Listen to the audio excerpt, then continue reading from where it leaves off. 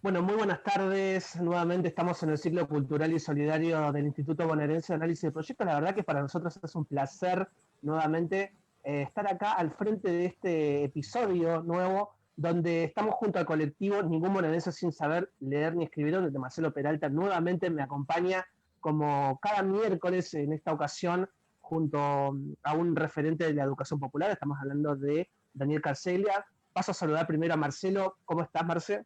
¿Cómo andás, Omar? ¿Todo bien? ¿Todo bien? Bien. Bueno, contento, la verdad que contento por estar acá con Daniel, que te damos la bienvenida también. Un placer para nosotros, Daniel, que estés acá acompañándonos en este ciclo cultural y solidario. Gracias, Omar, gracias, Marcelo. El placer es mío.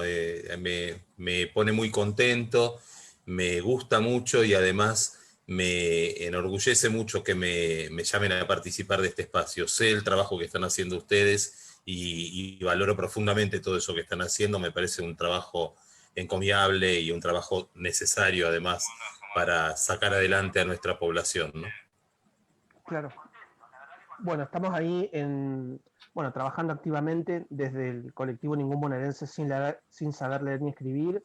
Bueno, un equipo trabajando también, el IVAP también lleva esta causa al hombro, donde cada miércoles y cada semana tiene distintas charlas, distintos ciclos donde se habla de economía social y popular, se habla también de la dictadura militar, se habla, bueno, de lo cultural, de lo social, de lo político, y hemos tenido el placer de entrevistar también junto a Marcelo a muchas personalidades relacionadas con la educación, con la política, y la verdad que nos pone más que contentos. Así que bueno, agradezco a todas las personas que conforman este equipo del Instituto Bonaerense de Análisis de Proyectos, a Matías Sánchez, que está ahí del otro lado en la parte técnica. Así que bueno, ya mismo damos comienzo a esta charla denominada La educación popular como acto político. Estamos con Daniel Carcelia, vuelvo a repetir, y por ahí, bueno, un tema bastante polémico, el tema de la educación popular como acto político, porque para nosotros, si bien el desarrollo pedagógico se da de la mano de un proyecto de país, un proyecto político, el otro día también hablábamos con el ex ministro de Educación de la Nación, Alberto Silveri, y me parece que es un tema para abordar, y me parece que es un tema que por ahí cada vez cobra más relevancia. Y decirme si me equivoco por ahí, Daniel, es algo que por ahí con Marcelo hemos charlado y también con Luis. La educación popular como acto político es un tema, a mi criterio, zanjado. No zanjado porque esto dependa de interpretaciones mayores o menores o de interpretaciones diferentes, porque la educación popular se asume y se enuncia como un acto político. La educación popular, estoy diciendo, este nombre y este apellido, la educación popular se asuma y se enuncia, se asume y se denuncia como un acto político. Entonces, no hay discusión allí. Del mismo modo que no hay discusión cuando yo digo, bueno, yo soy Daniel Carceglia, me asumo y me denuncio como Daniel Carceglia, y yo soy Daniel Carceglia, ahí no hay discusiones. La discusión es si la educación es un acto político, no la educación popular. La discusión es si la educación en general es un acto político. Esta es la discusión que la ministra de Educación de la Ciudad Autónoma de Buenos Aires, Soledad Acuña, reinstaura en términos neoconservadores en el ámbito social, no solo en el ámbito educativo. Los educadores, las educadoras, tenemos muy claro qué es lo que hacemos. Ella lo instala en el ámbito social, lo instala como un mecanismo de perforación de las conciencias para la domesticación de las voluntades. Entonces, la discusión que está de fondo es, ¿la educación es un acto político? Y ahí traemos a Paulo Freire para decir, siempre, en todo acto educativo, hay un acto político. Siempre, inevitablemente, no importa si el educador o la educadora lo está asumiendo y lo está diciendo y lo está expresando. No importa si quienes conducen los destinos educativos lo están asumiendo y lo están expresando. Siempre en la educación hay un acto político. La diferencia aquí es que la educación popular lo explicita. ¿Y por qué lo explicita? Lo explicita por un criterio de honestidad, de veracidad, de frontalidad con los sujetos que participan de ese acto educativo. Yo podría no decir nada de la política en el medio de un acto educativo, en el medio de una clase mía, Y eso sería muy poco honesto de mi parte, porque siempre mi acto educativo será político, siempre mi acto educativo estará bañado, empapado de mi mirada política. Siempre mi acto educativo dirá qué cosa es bueno hacer y qué cosa es malo hacer, y eso es política. Siempre mi acto educativo dirá hacia dónde creo que tenemos que construir la sociedad, de qué manera, con qué acciones, con qué objetivos, con qué utopías, caminando hacia qué horizonte. Y eso es un acto político. Yo podría decir que no. Podría dar clases de historia y distraerme, hacerme el distraído y usar un libro que diga Rosas, el tirano. O podría usar un libro de historia que diga Rosas, el restaurador. Siempre Totalmente. la educación es un acto político. Esa es la discusión. Que la educación popular es un acto político no es ninguna discusión, lo dice la propia educación popular. Nosotros hacemos política al educar. Eso lo dice la propia educación popular. Ahí no hay discusión. La discusión está sobre todas las otras líneas que se asumen como, comillas, apolíticas y en realidad trabajan mucho más políticamente que la línea que se asume política. ¿Por qué? Porque detrás de ese asumirse, de ese manifestarse apolítico, hay un engaño para con los participantes y las participantes de ese encuentro. Hay un engaño, y en ese engaño hay una doble violencia, porque hay una primera violencia al suponer que los contenidos que yo doy como ciertos son contenidos absolutos en sí, cuando en realidad, lo hemos visto en Bourdieu, son arbitrarios, culturales, son convenciones. Una primera violencia radica ahí y la segunda violencia radica en la ocultación, el ocultamiento de la politicidad de mi acto. Hay una doble violencia hacia la persona que participa en el acto educativo cuando yo oculto que la educación es un acto político. Muy interesante, Daniel. Sabes que estos temas también lo hemos charlado con... Este es el tercer encuentro que tenemos del colectivo, encuentros especiales que hemos incluido en el ciclo que conduce Omar. En el primero estuvieron Sergio de la Vega y Osvaldo Cipolloni, y en el segundo estuvo Cileoni, Alberto Cileoni, y bueno, ahora estamos contigo. Estos temas fueron como recurrentes, y siempre rescatamos que la discusión política por ahí es una discusión que viene en términos educativos. Tenemos una discusión hacia adentro de nuestras propias prácticas y otras discusiones hacia afuera, que cómo comunicamos ese acto político, hacia dónde llega, quiénes lo comunican, cómo lo comunican. A mí, Marcelo, ahí me da la sensación que la respuesta siempre tiene que ser: lo comunicamos claramente, honestamente, completamente. Lo peor que puede un educador o una educadora hacer con quienes participan del acto educativo es engañar. Y cuando yo oculto o engaño, entonces estoy trampeando, por empezar, a la educación popular sin duda, pero al acto educativo todo, lo estoy viciando. Y eso lo llena de violencia al acto educativo. La mentira es violencia. Los redondos dicen, violencia fatal es mentir. La violencia que se genera en esa mentira vicia todo el acto educativo. Por eso, la violencia esa que se genera en la mentira, en la ocultación, intoxica el acto educativo. Por eso, Soledad Acuña, Clarín, La Nación, levantan esta bandera, porque sus prácticas, las prácticas de Soledad Acuña, las prácticas de Clarín, las prácticas de La Nación, son violentas y tóxicas. Por eso ellos se Sí. embanderan atrás de esta consigna, porque sus Daniel, prácticas son violentas y tóxicas. Entonces les parece natural.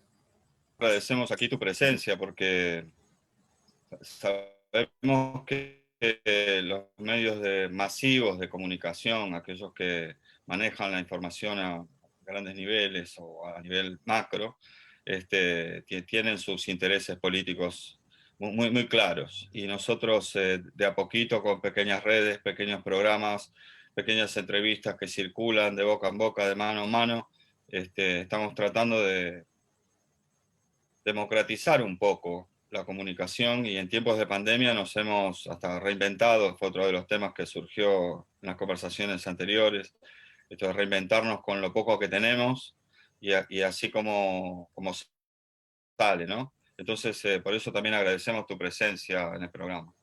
¿Cómo nos reinventaríamos si no hubiera política en la educación, Marcelo? Claro.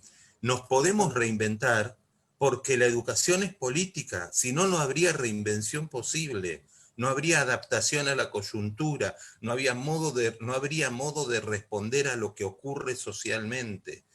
Eso muestra a las claras que la educación no solo es política, debe ser política. No puede haber educación sin política. Vos me preguntabas recién, bueno, ¿cómo hacemos para manifestarlo, para contarlo, para explicarlo?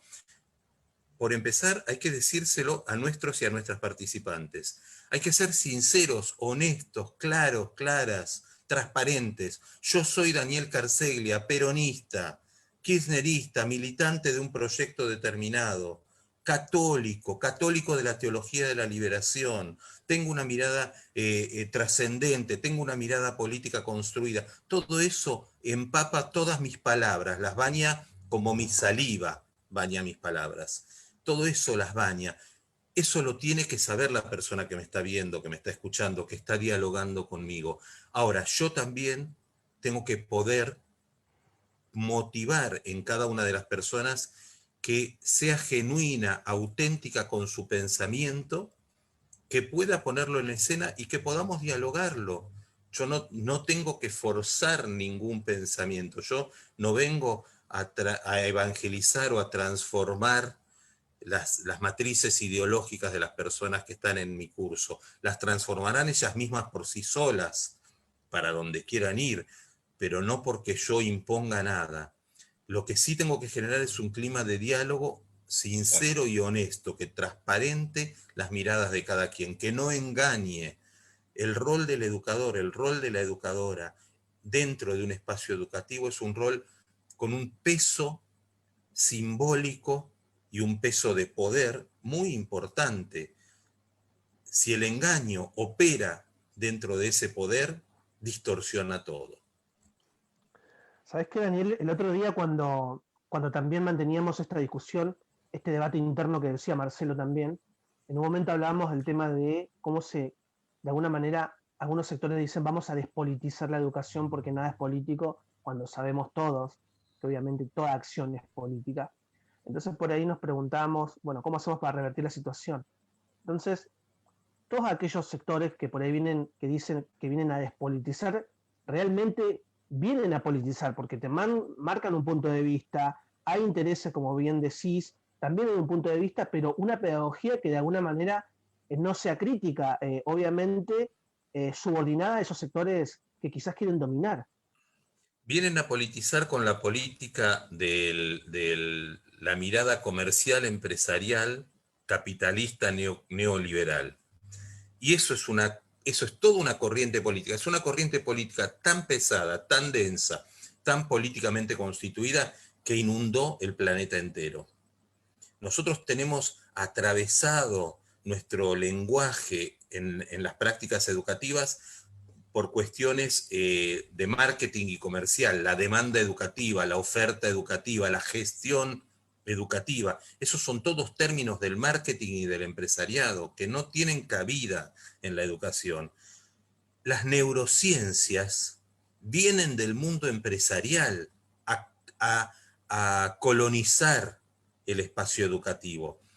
¿Por qué las neurociencias? ¿Por qué el lenguaje marketinero, el lenguaje comercial, el lenguaje empresarial coloniza los espacios educativos? Porque saben que el espacio educativo es uno de los espacios políticos por excelencia, y lo es por excelencia porque trabaja con sujetos de todas las edades, a veces sujetos más indefensos frente a ese trabajo político, indefensos e indefensas cuando ese trabajo político se hace ocultamente, cuando se hace escondiendo la matriz política, pero absolutamente conscientes cuando se devela esa matriz política. pero como la política neoconservadora, la política de corte neoliberal, oculta que hace política, es lo que te decían, recordemos lo que decía, era el PRO en aquel momento, ¿no? Lo que decía el PRO, lo que ahora es Cambiemos y Juntos por el Cambio y toda esta runfla, cuando te venían a hablar, yo no sé si a ustedes les habrá pasado, supongo que sí, te venían a hablar para convencerte de algo, cuando eran el PRO, cuando salieron, y te decían, no, no, pero nosotros no tenemos partido político, nosotros no venimos a hacer política, venimos a gobernar y a resolver. ¿Cómo no venía a hacer política, flaco? Bueno, ese discurso sigue, es eficaz porque está sostenido en un entorno mediático, en un sistema de medios de comunicación, a los que también les sirve decir que no hacen política cuando hacen negocios con la política. Negocios millonarios, multimillonarios, negocios manchados de sangre muchas veces, ¿no? Con la política. Entonces, ¿cómo no les va a servir decir que no es política eso? ¿Saben por qué no? ¿Saben por qué les sirve? Porque si ellos reconocieran que lo que hacen es política, tendrían que decir, bueno, ¿cuáles son sus ideales políticos? Y cuando aparezcan sus ideales políticos desnudos, expuestos a la sociedad, eso los incendia, los incinera, porque sus ideales políticos son inconfesables. Los ideales políticos del PRO son inconfesables. Los ideales políticos de Clarín y de La Nación son inconfesables. Porque es confesar esa idea política, los quemaría en una hoguera inmediatamente. Lo hablábamos un poco con Alberto Sileoni, este tema, y lo que rescatábamos como parte del análisis, ¿no? Es que dentro de la política de Cambiemos o del PRO, como mencionabas vos, las explicaciones siempre fueron superficiales, explicaciones a nivel gubernamental, ¿no? Explicaciones superficiales, y que uno notaba que de parte de los funcionarios ahora del gobierno, hay como mucha necesidad de justificar, de volver a explicar, de fundamentar, de relacionar, cuando las respuestas del PRO eran, no, que va a ser difícil, no, bueno, pero nosotros no hacemos eso. Y acá se trata de que nos exigen, como que sentimos que tenemos que justificar. Pasa esto mismo también en el ámbito educativo, ¿no? Porque las últimas propuestas curriculares en todos los niveles han sido realmente muy resistidas a nivel educativo formal, ¿no? Y en el trabajo más popular no han incentivado absolutamente nada. Absolutamente, absolutamente. La ideología, la política ideológica y la ideología que tiene el PRO es una ideología que elude cualquier explicación, la elude explícitamente, la elude y depende de quién le esté preguntando, la elude con desdén, la elude con desprecio hacia el otro.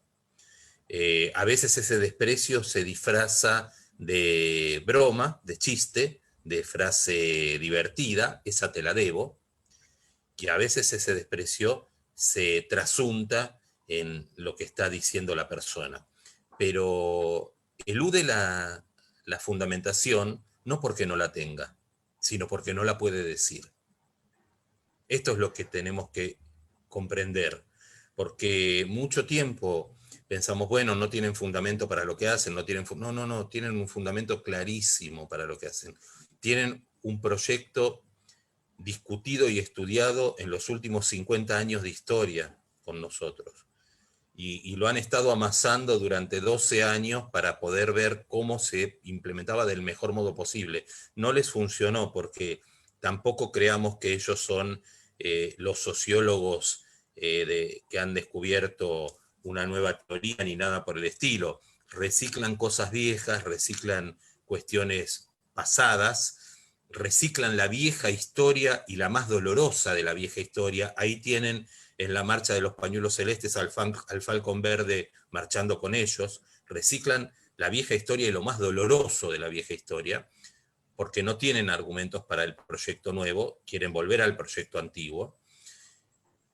Y en eso que reciclan, no es que no tengan conocimiento de lo que están haciendo, se niegan a decir por qué hacen lo que hacen.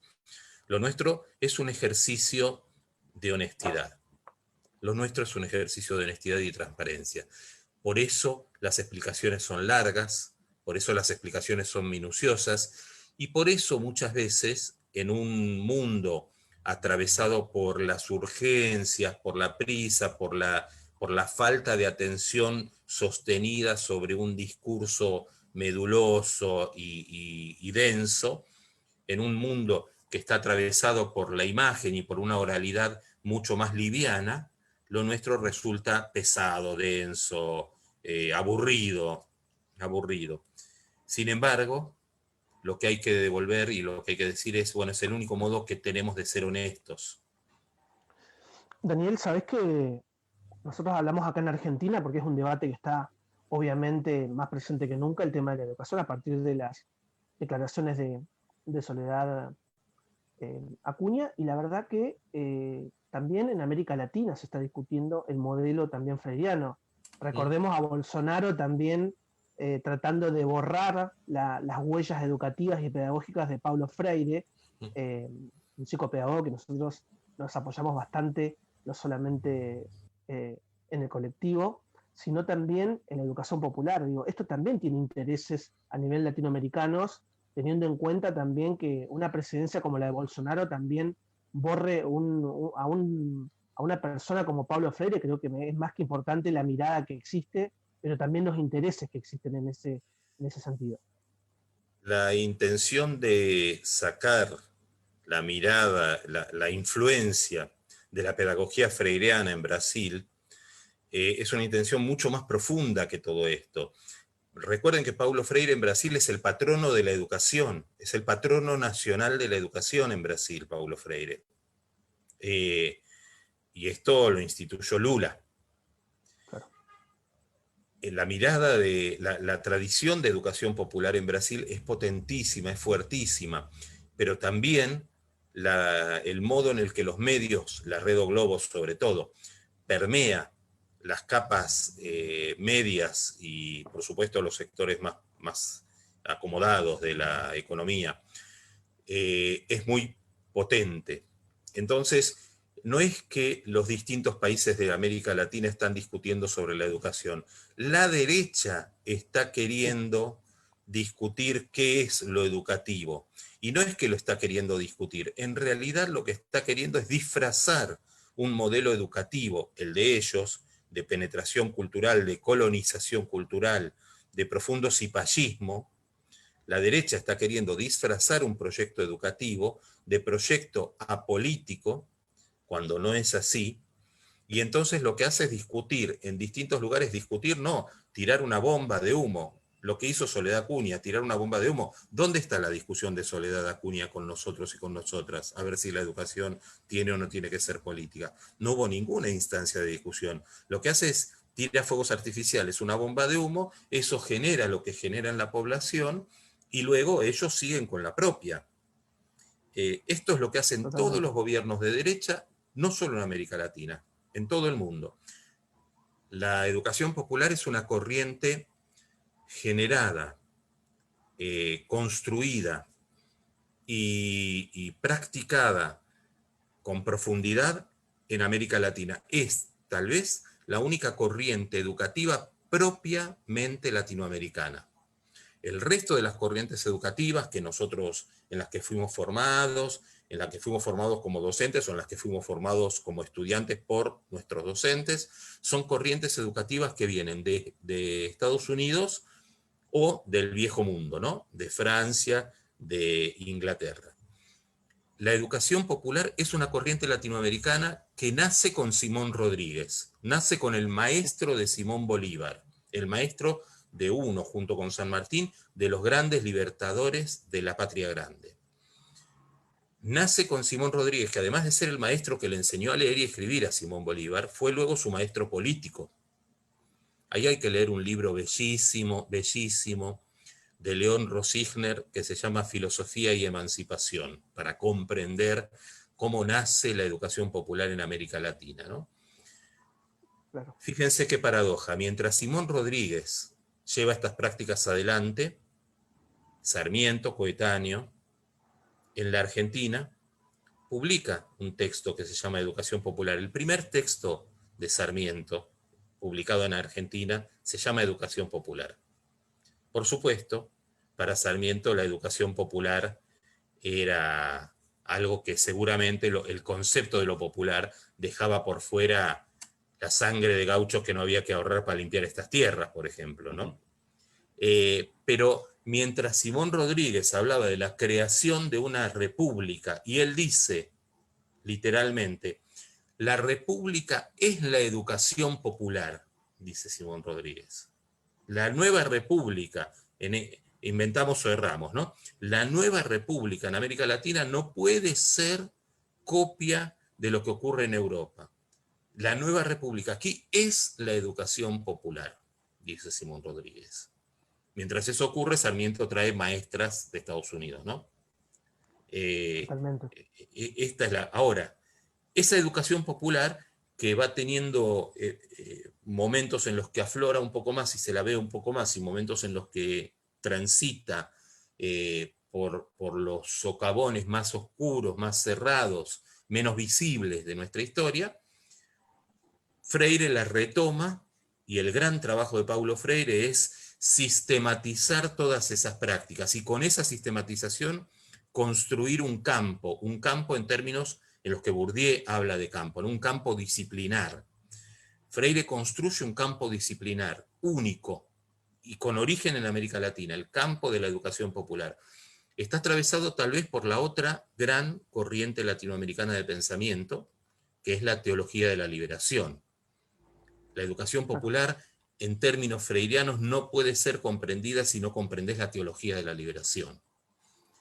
El encuentro de la teología de la liberación con la educación popular, que viene de Simón Rodríguez, pero que sistematiza fabulosamente Paulo Freire y construye con un libro que marca un antes y un después, Pedagogía del Oprimido. Con Pedagogía del Oprimido, en 1970, construye un campo y le da un nombre. Él no lo llama educación popular, ¿no? Educación crítica, educación concientizadora, educación emancipadora. Luego eso va volviendo a las raíces de Simón Rodríguez y toma el nombre de educación popular con mucha fuerza. Eso no es un enunciado. Eso no es un enunciado. Entonces, cuando la derecha discute, o no, perdón, vuelvo a decirlo, cuando la derecha tira fuegos artificiales y bombas de humo para hablar de la educación, nosotras, discutimos la educación, porque para nosotros eso no es un enunciado. Para nosotros no hay enunciados vacíos en ese modelo de educación, ni en el modelo de educación popular que intentamos llevar adelante. Hay praxis, hay coherencia, hay utopías, hay sueños, hay convicciones, hay ganas de transformar la realidad. Hay un educar para algo, educar para transformar la realidad, para pasar del mundo malo al mundo bueno, diría Paulo Freire, ¿no? Eso es para nosotros entonces, no es enunciado. Para la derecha son enunciados, no porque se queden en el enunciado, sino porque no les conviene profundizar lo que va más allá del enunciado. Daniel, ¿sabés que por ahí quiero comentarles a la gente que estamos en la charla La Educación Popular como Acto Político, el ciclo cultural y solidario junto al colectivo Ningún Bonaerense sin saber leer ni escribir? Está con nosotros Daniel Carseglia. La verdad que está muy interesante la charla, la propuesta que en la que estamos avanzando, y la verdad que lo que comentás, Daniel, es muy necesario también la importancia de saberlo. Quiero que vayamos a un corte y quiero también comentarles a todas las personas que están ahí conectadas que vamos a ver nuestro primer spot publicitario en este ciclo, me están comentando desde el equipo de comunicación. Así que bueno, vamos a un corte y después volvemos y seguimos con Daniel Carseglia para seguir ahondando en lo que es la educación popular, en la pedagogía, y la verdad que tenemos muchas preguntas porque con Marcelo hablamos antes del ciclo, quiero comentarlo, y la verdad que tenemos muchos interrogantes todavía, así que seguimos en un toque.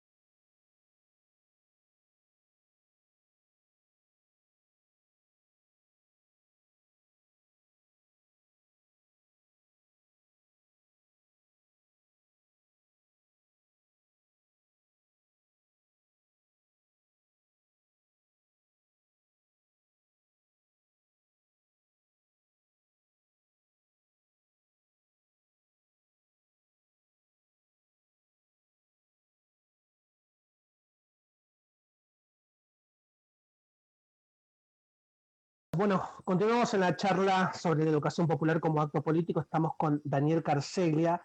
Este ciclo cultural y solidario del Instituto Bonaerense de Análisis y Proyectos va todos los miércoles a las 19 puntual. Y esto junto a Marcelo Peralta, representando a colectivo Ningún Bonaerense Sin Saber Leer ni Escribir. La verdad que se está tornando muy interesante la charla que tenemos con Daniel Carseglia. Y la verdad que tenemos muchas preguntas, decíamos hace un rato antes del corte. Y por ahí seguramente Marce quería preguntar algo y justo nos fuimos al spot publicitario que es necesario. Así que bueno, a medida que vaya pasando el tiempo vamos a ir leyendo lo que dice también Facebook en vivo, que están ahí y la gente está conectada. Sí, Perfecto. Sí, más que nada preguntarte después de este panorama general de dónde estamos ahora, en la provincia, en Quilmes, ¿cómo lo ves? Vos estás trabajando en Quilmes y Sí. estás desarrollando así una actividad interesante. Y quería preguntarte también por el tema de la alfabetización a través de los medios digitales o medios audiovisuales. ¿Cómo es esta experiencia? ¿Y qué encontraste debajo de la alfombra?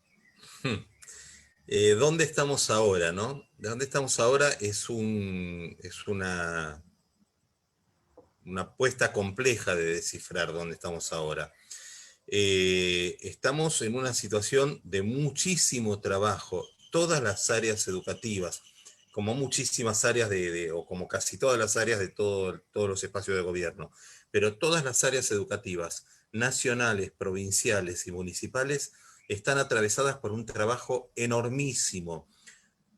Por no decir, además, que los y las docentes, los y las educadoras, están atravesadas por un año de un trabajo desmesurado, monumental, hermoso cuando uno ve las cosas que han podido hacer, cómo han podido reinventar ciertas prácticas, cómo han podido pasar de la sorpresa y el desconcierto inicial al ordenamiento y la organización de las mejores prácticas educativas en el marco de la coyuntura que les tocó habitar. Cuando dicen que es un año perdido porque no hubo clase, a mí me duele mucho porque yo veo el enorme trabajo que realizan muchos educadores, muchas educadoras, dando clase, dando respuesta, construyendo materiales, proponiendo encuentros virtuales o encuentros a distancia, pensando modos de reconquistar la atención. Cuando dicen que es un año educativamente en el que no hubo clases, yo creo que es una falta de respeto hacia todo ese trabajo puesto, que es un trabajo muy grande y sobre todo un trabajo construido sobre la incertidumbre también, sin saber, experimentando todo el tiempo, sin saber cómo va a resultar, cosa que hace años que nosotras no hacemos, por lo menos, de experimentar sin red. Cuando vos estás en el aula, en la presencialidad, en el curso, tenés la habitualidad de tu manejo en el espacio educativo, vos sabés qué cosas podés innovar y qué cosas no, te pueden salir mejor y te pueden salir peor, pero vos tenés ahí una red de contención. Aquí era como estar sin red. Ese es el escenario en el que estamos hoy, un escenario de muchísimo trabajo, un escenario en el que estamos viendo cómo se valoran los frutos de este trabajo y de este empeño permanente, el empeño docente en llevar adelante las aulas, en llevar adelante la construcción de conocimientos, en llevar adelante el encuentro de saberes. Ese empeño docente ahora hay que mirarlo y ver cómo se pondera y cómo se evalúa. ¿Qué nos encontramos cuando llegamos a Quilmes? Lo mismo que se han encontrado en provincia y en nación, una enorme desatención por la educación de los sectores populares, una enorme desatención por la educación de los sectores populares, un inmenso blef, una nube armada sobre lo que nos dejaban. A mí me ha tocado participar de encuentros de traspaso en los que íbamos entrevistándonos con las autoridades y que me dijeran, te dejamos, como si me la dejaran a mí además, ¿no? Pero te dejamos las escuelas con cero riesgo de inicio. Las recibimos con 35% de riesgo de inicio, las dejamos con cero riesgo de inicio. Cuando el poquito tiempo que tuvimos, segunda quincena de febrero, primeros días de marzo, ese cero riesgo de inicio había crecido al 50%. Casualmente concentrado en los sectores más pobres. Casualmente. La política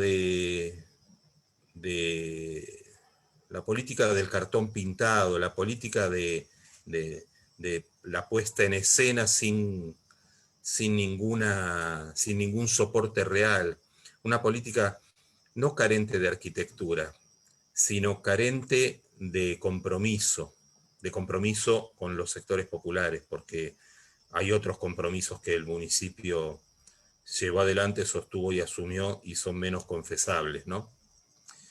Esa política dejó un espacio bastante arrasado en los sectores populares.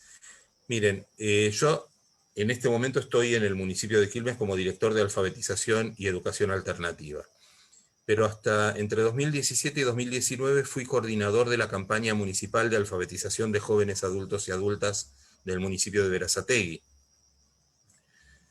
En ese lapso me tocó ver cómo la vida de los sectores populares se iba destrozando económicamente, y entrando en un cono de angustia y de urgencias de modo tan acelerado y tan meticulosamente planificado, que nada de lo que nos dejaron en el 2019 escapa a esa planificación. Nosotros arrancamos en el 2017 con las tarifas de luz y de gas a un valor. Cuando terminamos en el 2019, tanto para los voluntarios y voluntarias como para los compañeros y compañeras de los barrios, las tarifas de luz y de gas habían aumentado un 4000%. ¿No? Imaginen lo que significa esto en términos de destrucción económica de una familia que tiene el dinero justo para seguir. Por no hablar del aumento de los costos de transporte, por no hablar del aumento de los costos de la mercadería, de la comida, de la caída de los salarios, de la falta de las paritarias, ¿no? Nosotros tuvimos centros de alfabetización que empezaron como centros de alfabetización y terminaron compartiendo espacios con clubes de trueque. Esto nos encontramos. Esto dejamos en Berazategui. En 2019 yo pasé de Berazategui a Quilmes. Esto fue lo que terminó en Berazategui y fue lo que encontramos en Quilmes. Ese es el estado de situación.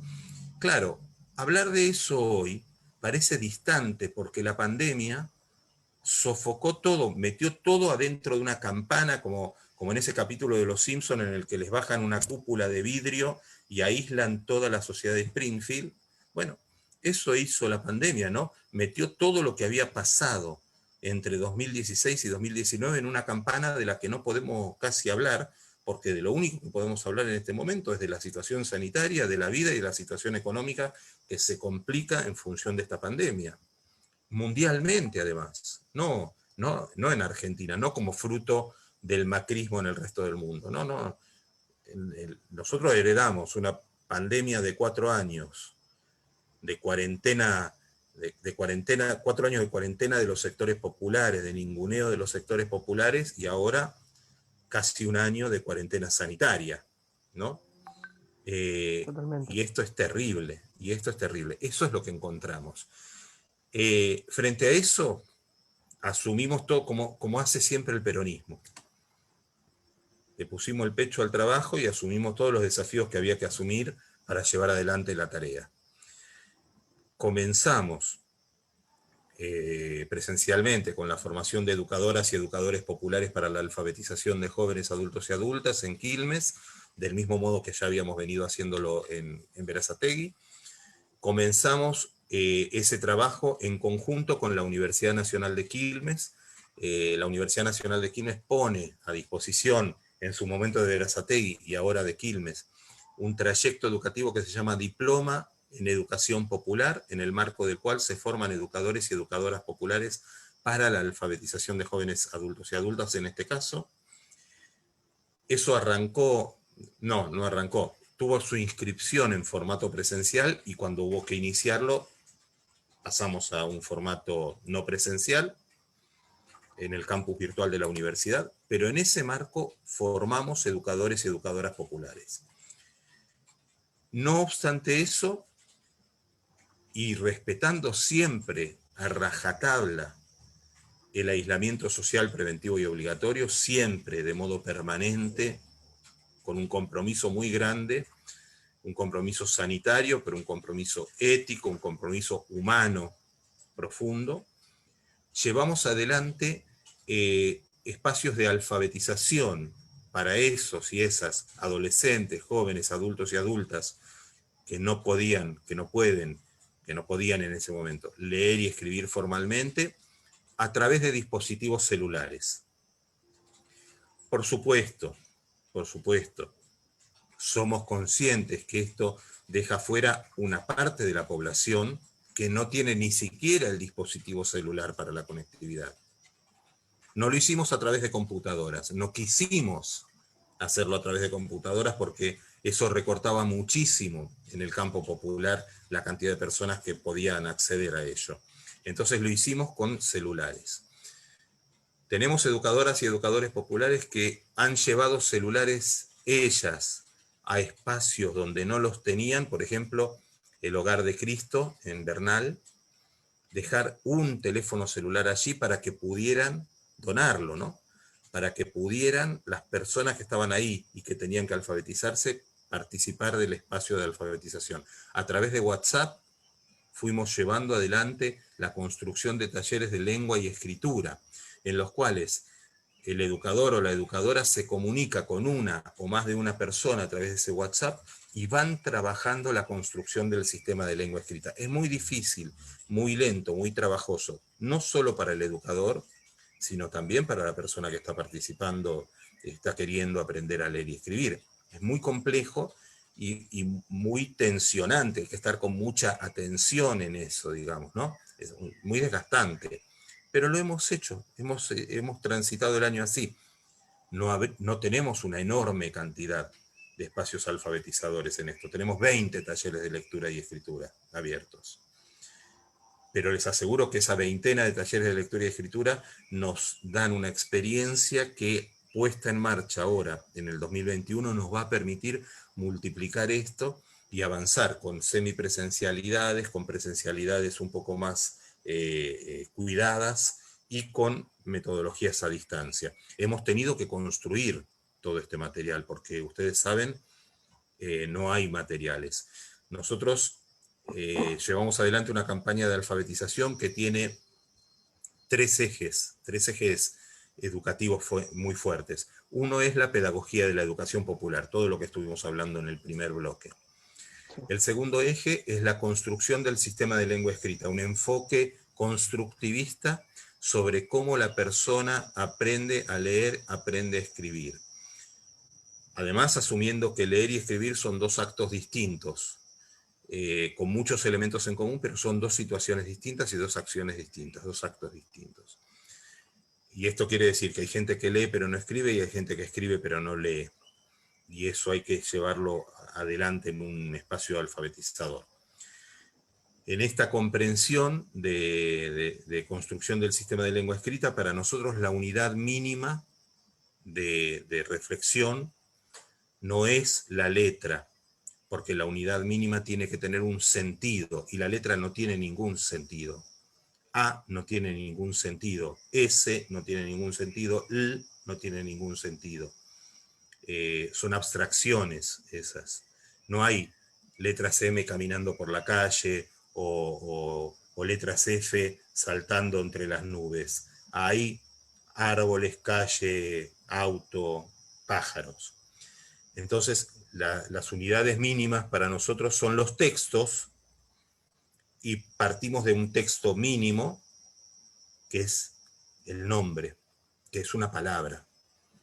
Pero la palabra, el nombre propio sobre todo, es un texto en sí. Si no, piensen hoy la palabra Diego.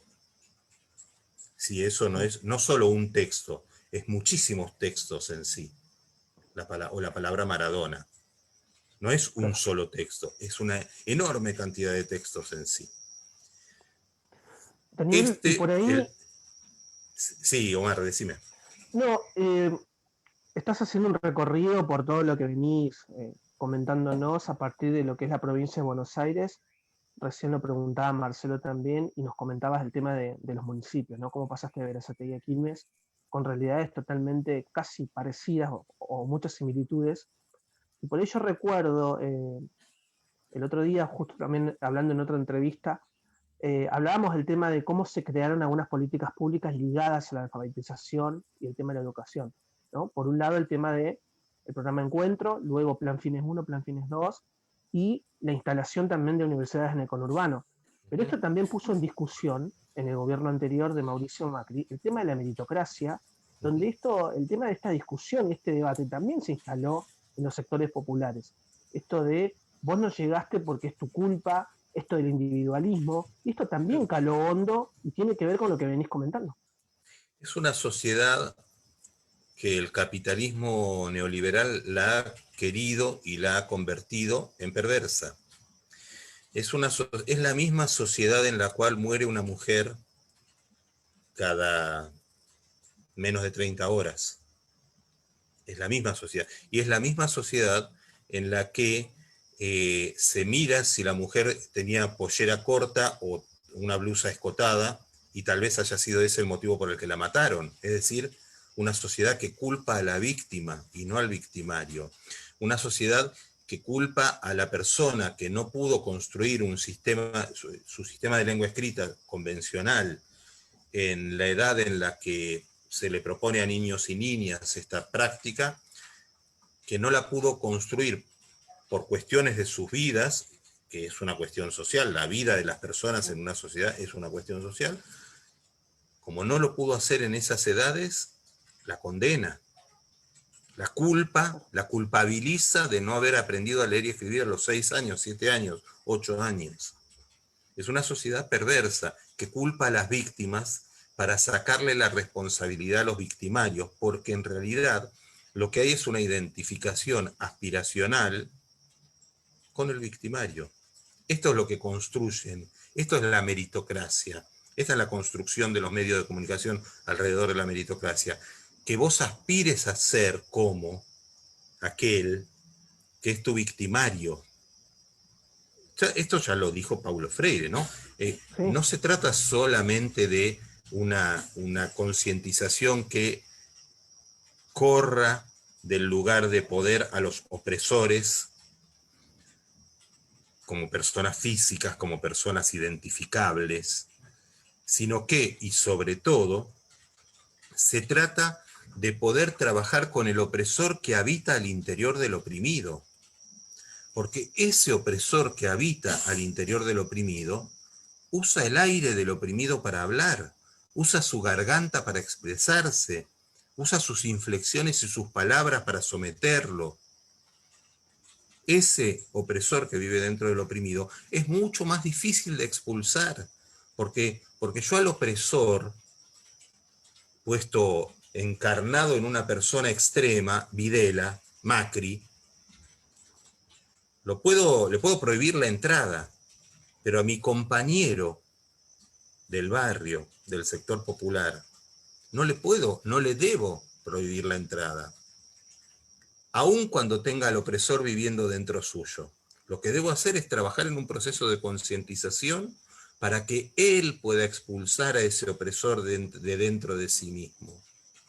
Y esto es un proceso complejo, difícil, que requiere de una amorosidad muy grande, que requiere de una paciencia muy grande, que requiere de una politicidad asumida y expresada, porque si no, no es posible. Claro, ¿cómo no van a alentar la meritocracia si la meritocracia es alabar a aquellos que construyen la opresión? Por supuesto que, como los reyes, los reyes apoyaban la monarquía, por supuesto. Nadie se rucha de la rama en la que está sentado. Digo, por supuesto que alimentan la meritocracia, si ellos son meritócratas. Meritócratas en esta generación meritócratas de lo otro, de los otros. Meritócratas de la herencia son, porque no son meritócratas por lo que han hecho, ¿eh? Porque no es que Mauricio Macri ha hecho nada. Meritócratas de una abstracción capitalista que se llama herencia, de una injusticia capitalista que se llama herencia. Por lo menos en esos niveles de herencia, no estoy diciendo la casita al hijo, estoy diciendo esos niveles de herencia, ¿no? Recuerdo Son una- meritócrata que vive de la teta del otro, Claro. del mérito que hizo otro, si vos querés.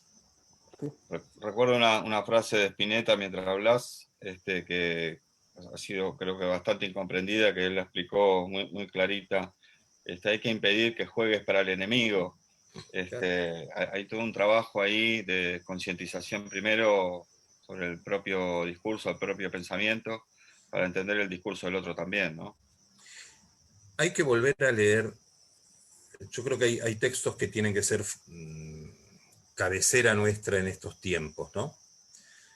Hay que volver a leer Freire, hay que volver a leer un texto de Paulo Freire bellísimo que se llama Cartas a Guinea-Bissau.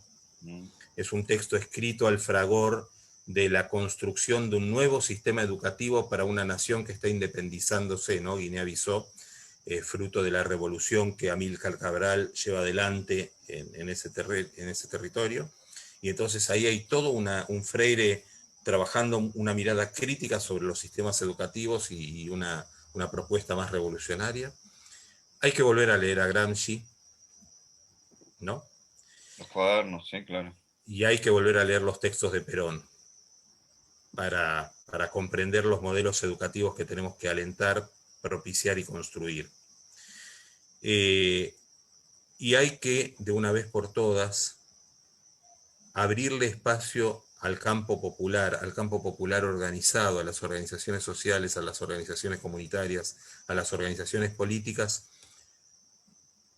para la discusión, escritura, articulación, ejecución y evaluación de políticas públicas, sobre todo en ámbitos educativos, porque eso es lo que nutre de una mirada que escapa a lo meritocrático. Rápidamente en la educación muchas veces las miradas se derrapan hacia lo meritocrático, ¿no? En las prácticas educativas, en las propuestas educativas. Hay que tener un ojo muy atento, una vigilancia epistemológica muy fuerte para no derrapar hacia lo meritocrático.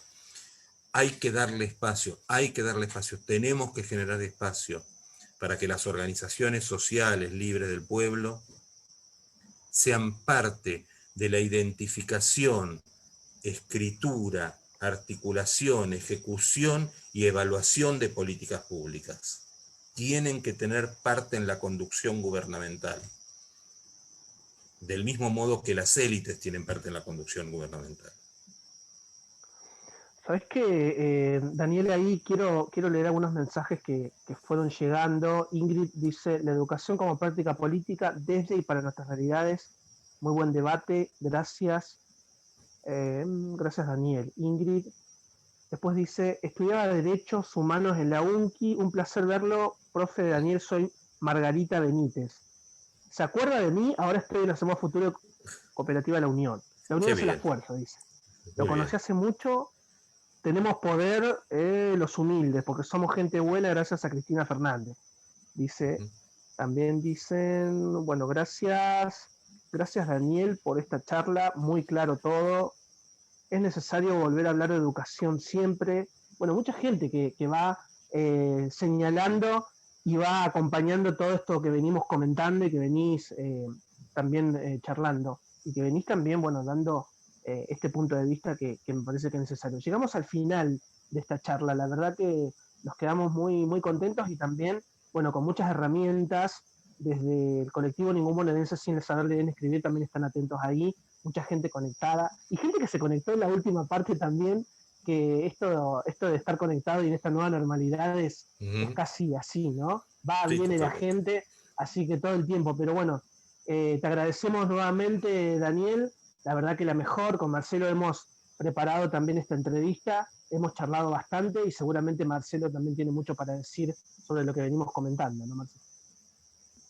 Sí, más que nada, la última parte cuando estabas conversando esto de reinventarnos y de volver a trabajar, los centros de alfabetización que conformamos en Varela vinieron últimamente en merenderos, en roperos, en pequeñas cooperativas de comida, etcétera, que van reinventándose en esta pandemia, que esperamos que pase pronto, que termine, que creo que ha sido bien manejada, bien controlada y que estamos ahí para la vuelta. Ojalá podamos cruzarnos en el camino y trabajar juntos en algún proyecto, en algún emprendimiento. Sabemos que la gente que se está encargando a nivel de gobierno, a nivel gubernamental, municipal o provincial, necesita ese apoyo y a veces nosotros queremos decir que estamos ahí, que estamos trabajando y que pueden contar con nosotros también, y que vamos a pedir y que vamos a hacer también, ¿no? Así que bueno, un gusto conocerte personalmente, por decirlo de alguna manera, charlar Sí. contigo, este, y seguro que vamos a estar en contacto. Cómo no, yo a disposición siempre para lo que necesiten, saben que me contactan, me llaman y podemos organizar trabajos, tareas en conjunto, sobre todo además estando tan cerca Quilmes de Florencio Varela y pudiendo articular tareas conjuntas en la alfabetización, por ejemplo. Me parece que de esto no lo vamos a superar, no vamos a salir adelante si no es con articulaciones concretas, con posibilidades de trabajos más amplios que los que puede hacer un único municipio o una única dirección. Nosotros vamos camino a un 2021 que nos va a mostrar una fuerte, o nos va a plantear un desafío, para ponerlo en términos más positivos. Nos va a plantear un fuerte desafío, que es volver a traer a los espacios educativos a aquellos y aquellas jóvenes, adultos, adultas, adultas mayores, que se habían empezado a entusiasmar con un recorrido educativo y que este año se los cercenó por distintos motivos y no pudieron retomarlo, y esto cuesta, volver a esa práctica educativa cuesta siempre. Nosotros vamos a tener que ir a los barrios a volver a enamorar a nuestra gente, a nuestro pueblo, de la participación educativa. Y ese creo que va a ser un gran trabajo en el 2021 que vamos a tener que llevar adelante, junto con las posibilidades de avanzar en la alfabetización de jóvenes, adultos y adultas. En eso me encuentran a disposición siempre para lo que necesitan. Un placer y un honor haber estado con ustedes, compañeros. Gracias. Bueno, muchísimas gracias, Daniel Carceglia. Esta charla denominada La educación popular como acto político, la verdad que nos pone muy contentos de transitar toda esta charla, todas estas dudas, todas estas inquietudes y poner, obviamente, sobre la mesa estos temas y estos debates que son muy interesantes para lo que venimos realizando. Muchas gracias también, Marcelo Peralta, ahí desde el colectivo Ningún Bonaerense Sin Saber Leer ni Escribir, a todos los compañeros y compañeras que forman parte del IVAP, a todo el equipo de comunicación, obviamente, a Matías Sánchez, que está ahí del otro lado de los controles técnicos. Así que bueno, nos encontramos la semana que viene a las 7 de la tarde por esta plataforma y también por www.iurap.org.ar, nuestro sitio web que estamos estrenando, pero a pleno también ahí, junto con el canal de YouTube, junto a Facebook, junto a Instagram, todas las redes sociales. Así que bueno, muchísimas gracias a los dos. Entonces, nos estamos viendo. Entonces, bueno, un abrazo virtual. Así que nos estamos viendo. Chau.